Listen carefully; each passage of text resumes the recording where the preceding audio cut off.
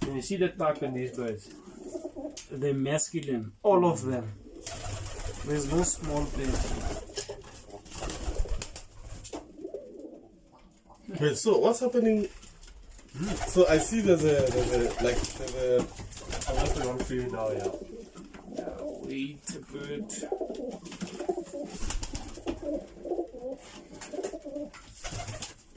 Well, you know what you told me is very interesting.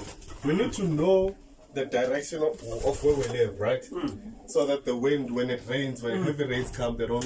Yeah, you'll see your rain more or less always falls the same direction. Yeah. Yeah. But sometimes when the winds are crazy, it will obviously change the direction a little bit. But yeah. But normally, Same yeah. Okay, you can That's when it comes to